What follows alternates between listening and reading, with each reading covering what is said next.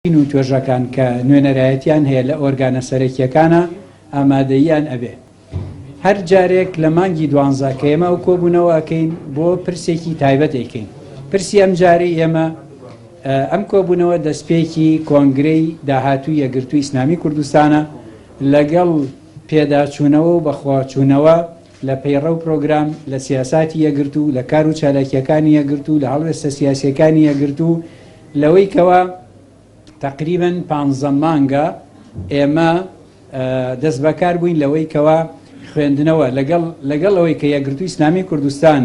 لە مەکتەبی سیاسی و سەرکردایەتی و هەموو ئۆرگانەکان دەستەویەخە بوون ڕۆژانە لەگەڵ حەدەسە سیاسیەکانی کوردستان لەگەڵ دۆخە ناوخۆیەکەی هەرێمی کوردستان دانەبڕاوین لە هیچ هەنگاو و کاروبارێک لە هەمان کاتاتوانی ومانە 15 مانگی ڕەبەق دیراسەی ناوخۆی خۆمان بکەین، بە دوواداچوون بکەین بۆ وەزعی دۆخی ناوخۆی خۆمان کە چۆن بتوانین کۆنگرەیەکی سەرکەوتوو وەک کۆنگرەی پێشوو بگرین و بتوانین بە ڕوئیەیەکی نوێ و بە بەرچاوڕوونیەکی نوێ بۆ دۆخی ئەمڕۆمان خوێندوێتەوە و لە ئایندا یەکگرتوو چۆن پێک بێنینەوە بە شێوازێکەوە بخوا بە دۆخە تازەکە پێشکەوتنی پێوە بێ، تەتویری پێوە بێ و بتوانین لە ئاستی داخوازیەکانی ڕێخستنەکانی خۆمان، سەرکردەکانی خۆمان، کادیرەکانی خۆمان و بە خوێندنەوەی ڕووداوەکانی 4 ساڵی ڕابردوو و ئەو هەنگاوانەی کەوا ناومانە ئەو پێشکەوتنانەی هەمان بووە یا لە هەر خاڵێکە لاواز بووین، لە هەر شتێکە لە دۆوە بووین، چۆن بتوانین جارێکی تر خاڵە بەهێزەکان بەهێزتر بکەین، خاڵە لاوازەکان چارەسەر بکەین و بتوانین لە ئاستی چاوەڕوانی جەماوەری خۆمان و خەڵکی کوردستانە بین لە ڕووی سیاسی، لە ڕووی ئیسلامخوازی، لە ڕووی نەتەوەیی، لە ڕووی نیشتیمانی، لە ڕووی چاوەڕوانەکانی خەڵکی کوردستان لە حیزب و هێزە سیاسیەکانی کوردستان. کۆبوونەوەی ئەمڕۆ ئێمە بۆ ئەوەیە و ئەمە ڕۆژی ئەخیری 15هەمین مانگە کە ئێمە دەست بەکار بووینەم ئیشاناکەین لە ئێستاشەوە سەرەتایەک دەست پێ ئەکات بۆ کۆنفرانسی بۆ کۆبوونەوەی بەردەوامی سەرکردایەتی دوایەوە پۆختەی هەموو ڕوئیەمان، هەموو ئەفکارمان، هەموو بیر و بۆچوونمان دا ئەبەزێنین بۆ هەموو کادیرەکان، بۆ هەموو ڕێخستنەکان، بۆ کۆنفرانسی مەڵبەندەکان لە یەکگرتووی ئیسلامی کوردستانە بڕیاری چارەنووساس ڕوئیەی چارەنووساس لەسەرەوە بۆ خوارەوە دا ئەبەزێ لە خواریشەوە جارێکی تر دێتەوە بۆ سەرەوە و ساڵانی پێشووش هەروەمان کردووە بۆیە لە هەموو کۆنگرەکان الحەمدوللا سەرکەوتوو بووین. ئەم جارە ئەمانەوێت نەوعیتر و سەرکەوتوتر بێ. سپاس بۆ ئامادەبوونی ئێوەش. ئێستا دەرگا کراوەیە ئەگەر پرسیارێکتان هەیە لە خزمەتانە. سەبارەت بە وادەی کۆنگرە لە وادەی خۆی بەڕێوە دەچێت پرسیاری یەکەم پرسیاری دومیش بۆەوەی کە سەو باسی لە ڕۆژی 6 مانگەوە باڵی ئیسلاح ڕابێنراوە کە قسەی وایە، بەڵام ئێوە دەڵێن ئەو باڵە نادیار و کەسانی نادیار نازانین چۆنە. سەبارەت بۆ پێشنیارانە ئەو کە چەند پێشنیارێک کە بوولەوانە یەکگرتووی ئیسلامی لەگەڵ پێشنیەکە دێکەڵاتەوە سیاسەت و داوا لێکجیان نەکرێتەوە. سەبارەت بەم بابەتانە ئەو قسەتانە سەرکردووە لە کۆبوونەوەی ئەمڕۆ بەنسبەت وعدەی کۆنگرە ئەوە هەتاوەکو ئێستا بڕیارێکمان نەداوە کە کۆنگرە پێشخرێ یا دواخرێ. بە تەبیعەتی حاڵ کۆنگرە لە کاتی خۆیەتی سەرکردایەتی ئەو بڕیارە ئەدا بەپێی پەیڕەوی ناوخۆی حیزب سەرکردایەتی بۆی هەیە لە مانگێکەوە تا ساڵێک، بەڵام ئەو بڕیارە جێڵین بۆ سەرکردایەتی. ئەمڕۆ کۆبوونەوەی فراوانە بەنسبەت باڵ و ئەم جۆرە مستەلەحانە و تەوانەوە دەستەواژە و مستەلەحی ئێمە نین لە کولتوری یەکگرتووی ئیسلامی کوردستانە نییە. ئەمڕۆژ کە لە بەیانیوە تا ئیسا قساکەین یەک کەلیمە بە ئاماژەش ئەو بابەتە لە کوولەکەی تڕیشا باس نەکراوە، چونکو هەر لە کولتوری ئێمە وجودی نییە. لەناو ئێمە حیزبێکین زیاتر فکر و معریفە و خەلفێتێکی تایبەتی تربەیی خۆمانمان هەیە. حیزبێکی سیاسی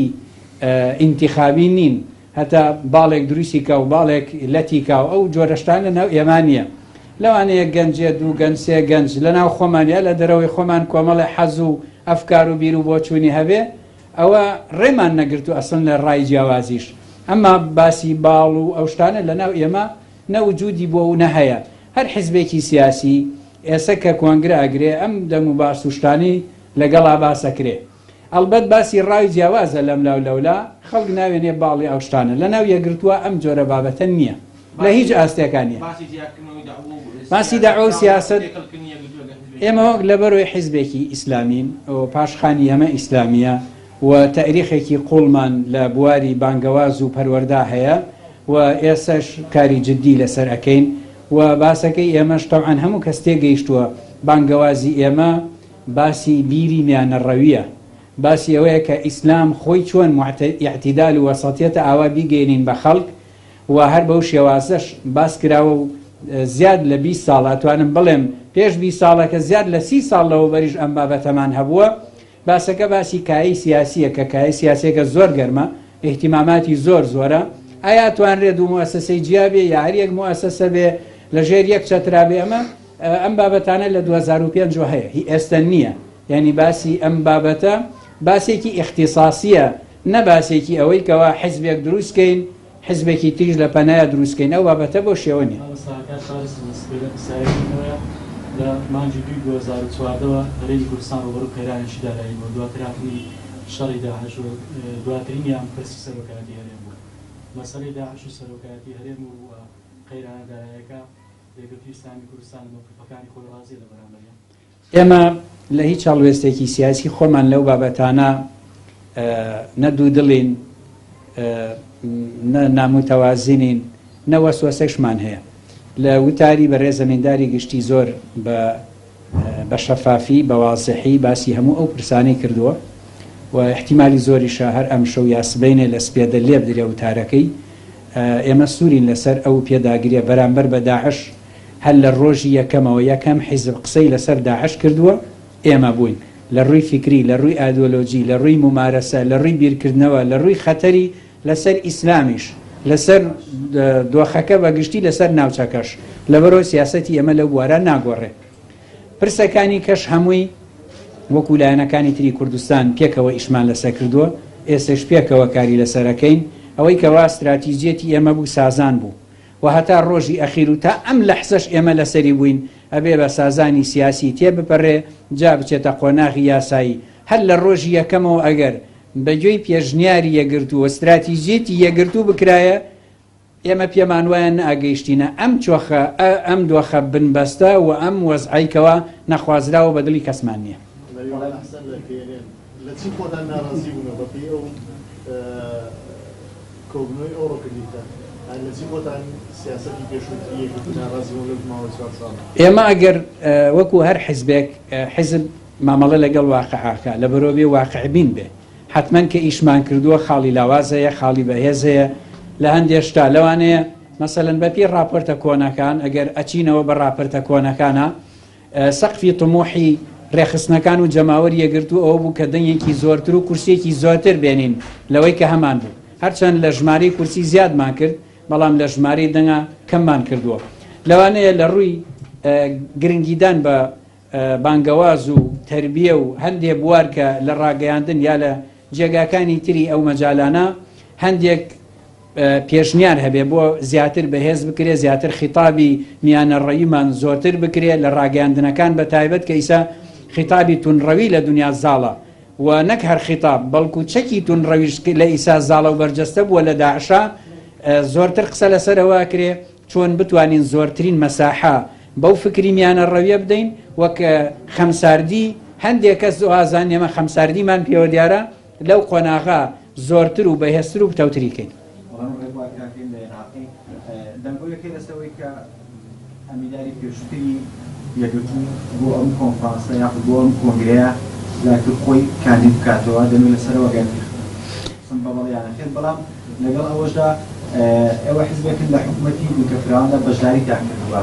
لە کۆبنەوەکەی ئەوڕۆتان یاخود لە کۆبنەوەکانی دیکتا چۆن ڕەوشی ئێستای حکوومەت هەڵدەسەنگێن لە کارێکدا هەم قەیران هەیە، هەم کێشە هەیە لە ناو حیزبەکان، هەم ئەوەی کە لە قسەکان پێشتاش ئامۆستان پێکرد کە ئێوە هەوڵی سازانتان داوە، ئایا تاسە لەو هەوڵەتان سەرکەوتوو بوون وەکو یەکگرتوو؟ بەڵێ، بەنسبەت پرسیاری یەکەمت کە بابەتی ئەمینداری گشتی ئەلبەت ئەو بابەتە تا ئیسە باس نەکراوە لە کۆبوونەوەکانی داهاتووی سەرکردایەتیە ئەو باس و بابەتانە ئەکرێ کە میکانیزمی خۆکاندیدکردنی هەر کەسێک مامەسا سەلاحەدین کە ئەمینداری پێشوو بووە لە کۆنگرەی پێشوە دەستی لە کار کێشاوەتەوە بە حڕیەت و بە ئازادی خۆی. ئێستا وەکو هەر سەرکردەیەکی یەکگرتوو ئازادە خۆی تەرشیحەکەیان نایکە، خۆی ئەپاڵێوە یا ناپاڵەوێ ئەڵبەت ئێمە مەحایرێک دانین یعنی کۆمەڵێ پێوەردانین وەکو کۆنگرەی پێشوو کۆمەڵێ پێوەرماندانە حەڤە کەس بۆی هەبوو خۆی تەرشیحکە لە حەڤە کەس چوار کەس خۆی پاڵاو ئەم جارش کۆمەڵێک مەحایری تر دانین بە پێ ئەو میعیارانە ئیتر ئەوە نییە کەسێک مامەستاوە زیە نابێ هەتا هەتایی یا بیەوێ بێتەوە ئەوە باسێک و بابەتێکی زۆر ناوخۆی خۆمانە و ئەو حڕە لە بڕیاری کۆتایی خۆیان بەنسبەت ئەو وەزعی کە هەیە قەیرانە فعلەن قەیرانی داراییە بە دەرەجە یەک اینجا قەیرانی ئەم نییە قەیرانە داراییەکە ڕووی لە هەمومان کردووە ڕووی لە هەموو کەسێک کردووە ڕووی لە هەموو مەحاشخۆریە کردووە ڕووی لە هەموو کرێکار و وەستا و خاوەن پیشە و پیشەوەریە کردووە وازەحە بابەتەکە چییە بە دەرەجەیە کێشەی نەوتە دابەزینی نرخی نەوتە بە دەرەجەی دوو کێشەی بینی ئێمە و بەغدایە بە دەرەجەی سێ ئەو دۆخەیە کاتۆتە پێش شەڕی داعش بۆ خۆی میزانەیەکی ئەوێ نزیک لە میزانی حکوومەتی هەرێمی ئیستا هەموو ئەمانە کۆ بکەیتەوە قەیرانی دارایی دروست کردووە هەموو لەفکری ئەوان چۆن چارەسەرکرێ بە قەرز ئەکرێ بە تەرشیقی ئیداری ئەکرێ بە تەقەشوف و دابەزاندنی هەندێک بابەتکەوە دەستکاری جونگەکانی مەعاشات و شتی وا بکرێ بە هەر تەریقەیەک ئەکرێ ئێستا بە هەمومان بیری لێەکەینەوە لەفکری ئەوان چۆن معالەجەی قەزیەکە بکەین بابەتی حکوومەتی بنکەفراوان بەڵێ ئێمە لە حکوومەتی بنکەفراوان بەشدار بووین بەڵام نە ئێمە و نە لایەنەکانی تریش کەس تەسەور و تەوەقوعی ئەوەی نەئەکرد دۆخێکی لەم جۆرە ئەمنیە بێتە پێش لە کوردستانە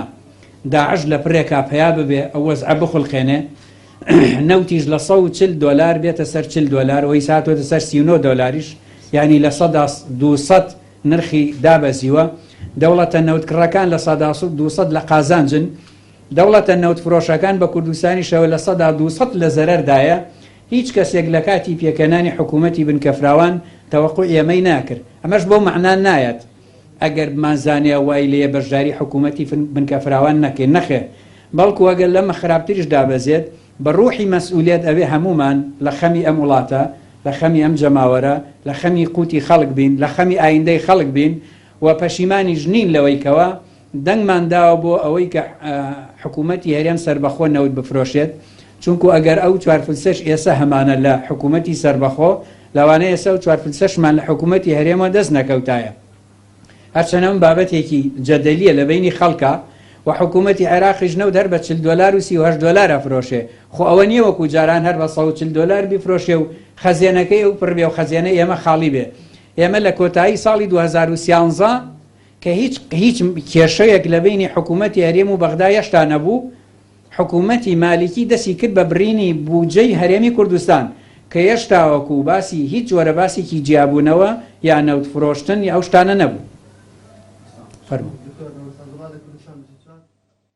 بەڵێ بەڕێزان ئەوەی کە بینیتان ڕاستەخۆ کۆنفرانس